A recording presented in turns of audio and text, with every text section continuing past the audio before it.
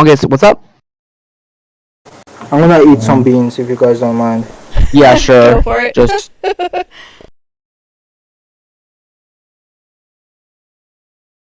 haha, Thomas, your stream's not working. Get a GoFundMe. Laura, I didn't know. Okay, Get out of my and house. we're live again. So basically, the last point that I believe is trying to make is the fact that we, as a community of micronationalists, kind of know where our weaknesses are, and that we know we can reach out to other micronationalists to help us strengthen those. And that's really a strong point. That's a really strong point in our favor. Compared Yeah, to... we know what our issues are. Yeah. But one thing we need to work on, we need not to go the route of macronations where we're infighting each other, we're bickering, we're not only fighting our own citizens, but we're fighting each other.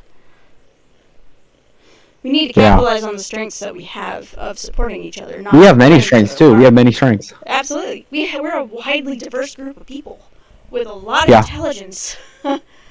And that we need to focus on. We need to use that. And the other point, with as many diverse citizens as macronations have, which is being allowed to contribute to basically tearing it apart from the inside, as well as the fighting in between, and competing with each other.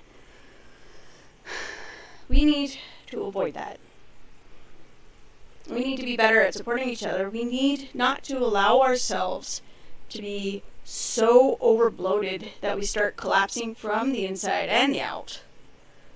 We've got to remain small because that is probably our biggest strength. It allows us to focus on the individual needs of our nation and our citizens without having to try to balance 50 million different diverse viewpoints.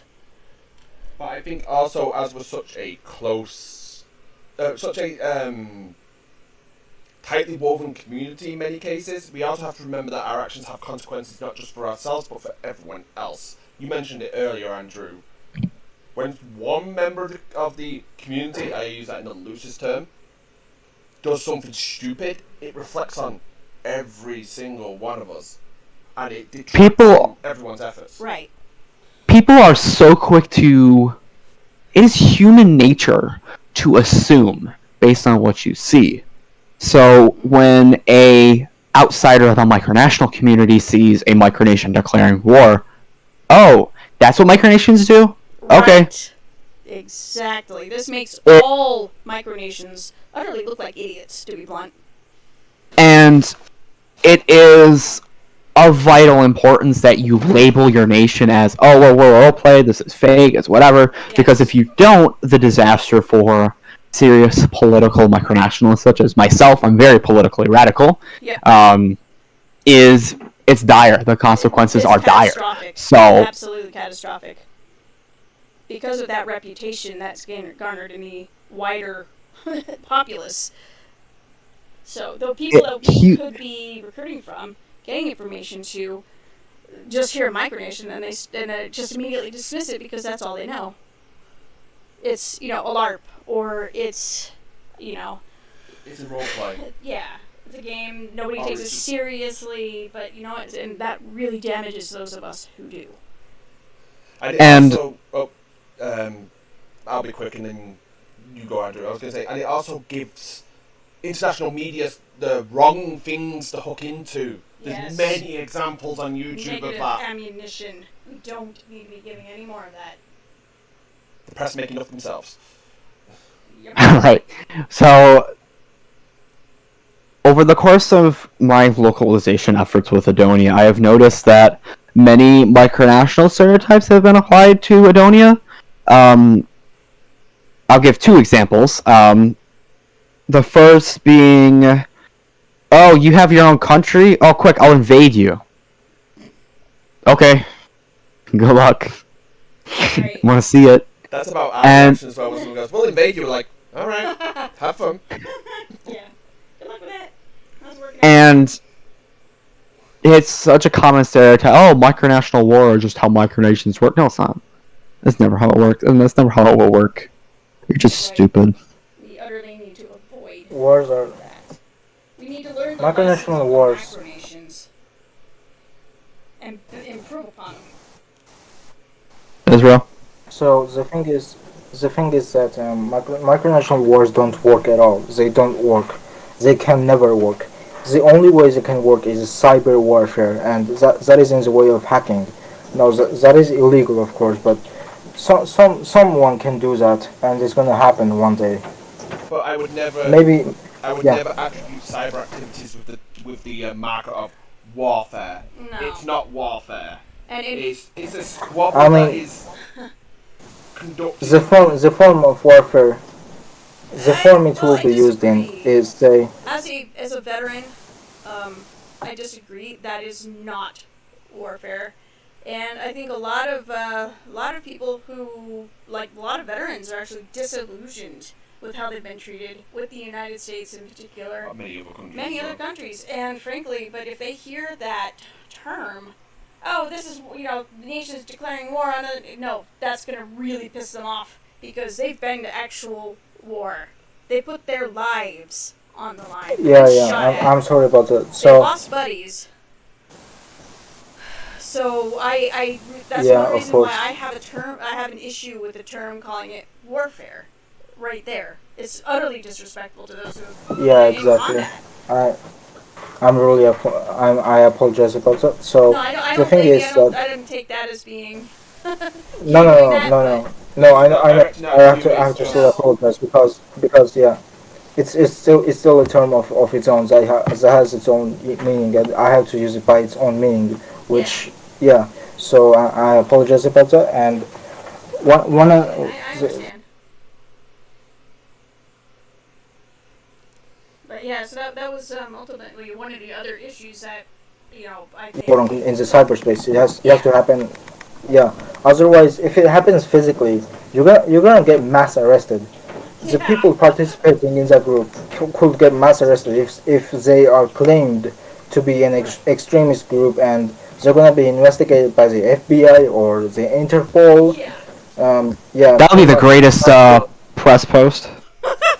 Yeah, like it could happen one day. You're not gonna expect it. But like the advertisements for CNN though. Yeah.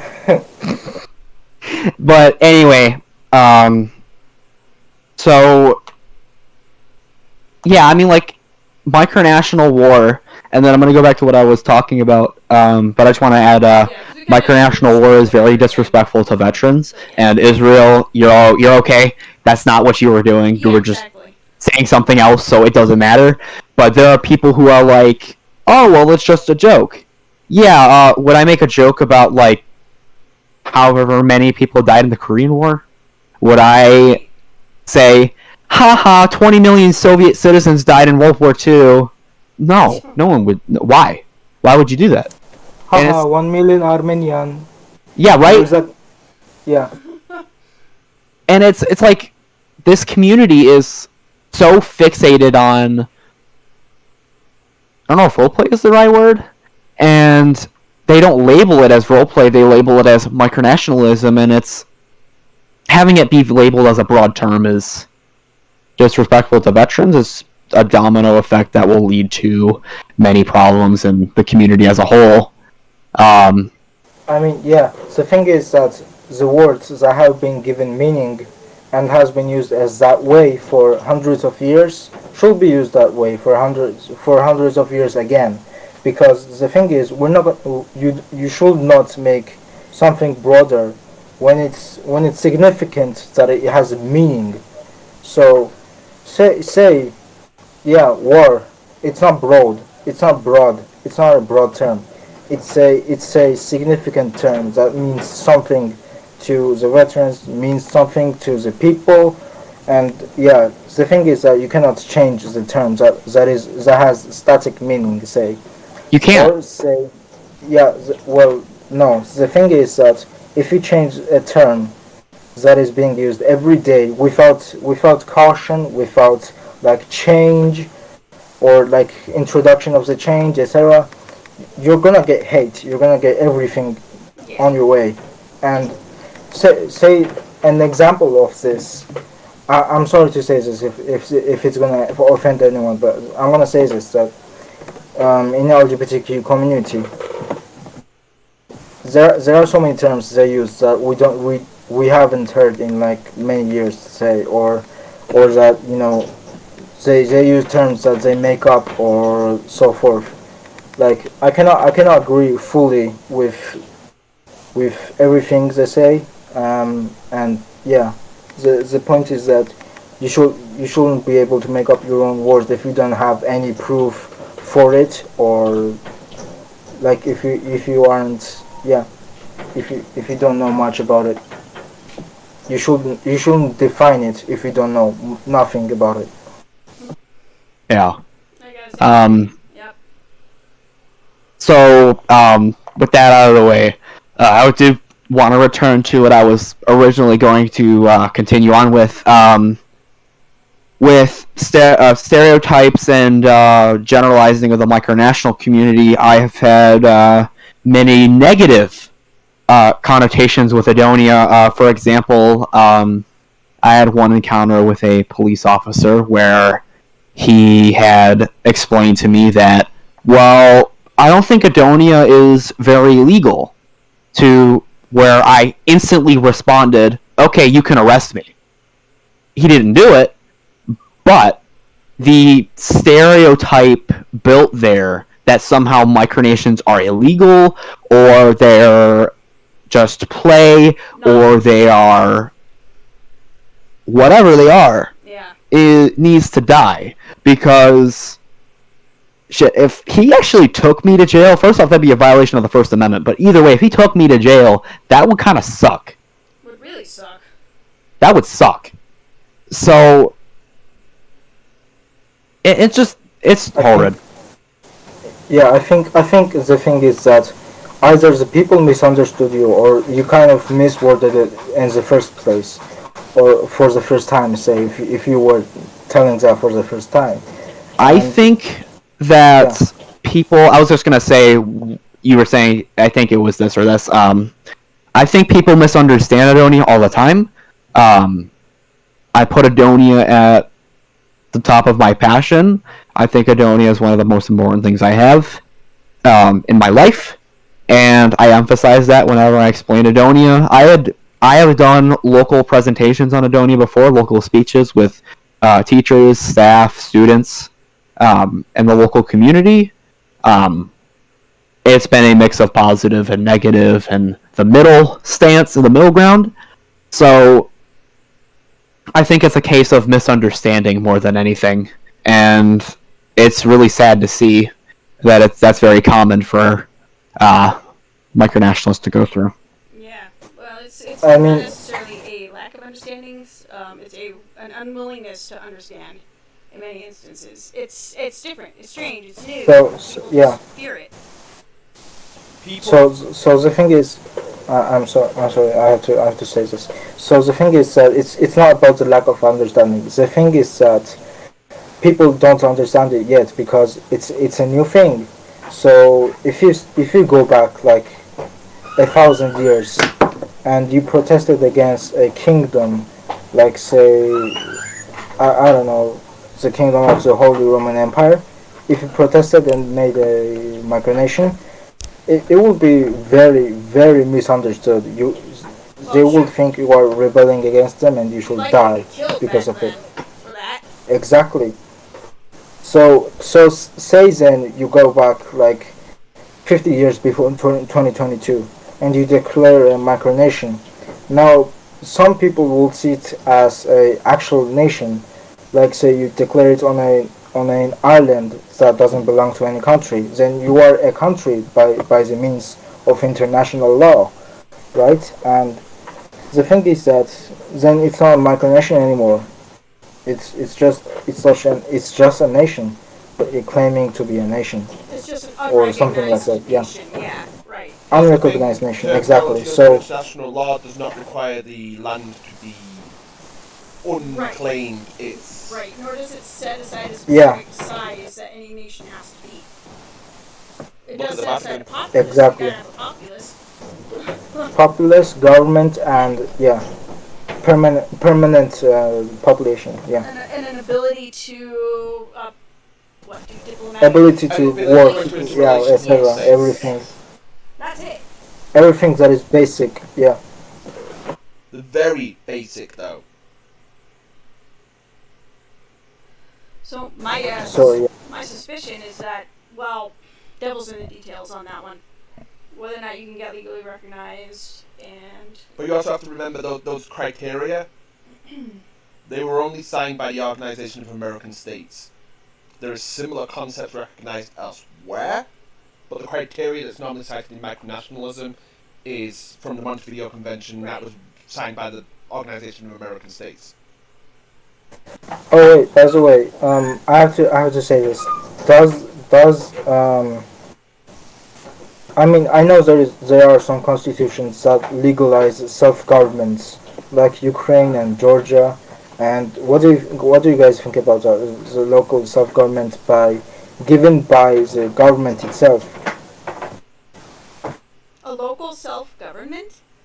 Oh, he's talking about it. Yeah, there are many countries who allow local towns, for example, to establish their own government and establish their own identity and make their own decisions. As he mentioned, Ukraine. I didn't know Georgia did it. I'm pretty sure there's another. We have we have Abkhazia, we have Abkhazia, and we have Ajara. Oh yeah, I can't pronounce. I'm sorry, but those I've heard of those countries. Autonomous republics, 2 of them, and well, we don't recognize Ossetia, but yeah, they are autonomous, quote unquote. I think the closest the US has is granting sovereignty to the native tribes. I think Texas. Almost. No, Texas is still a state. He likes to believe different, but Texas is still a state. Yeah, there are a couple of areas that probably should, to be honest, succeed, but... Secede, not Secede, yeah, right. Secede is what I mean. But yeah, I think yeah. Andrew would agree, and Laura, the closest the US has at the moment is sovereignty of the native tribes. But because, let's be honest, America is just even those aren't sovereign. Too big to be an effective government, period. It can't be a nation anymore when it can't serve the needs of its people because it is just, quite simply, too large. So, yes, I believe micronations succeed on that front because they're smaller. Simply put. U.S. imperialism moment. Yeah, and I frankly... I mean, yeah, the thing is, I think big governments should have some kind of manifesto written by, say, the higher authority, the board or the dictator or the leader, etc. I think there should be a manifesto that many of the government employees should be following if there is a big government, say the United States or Russia.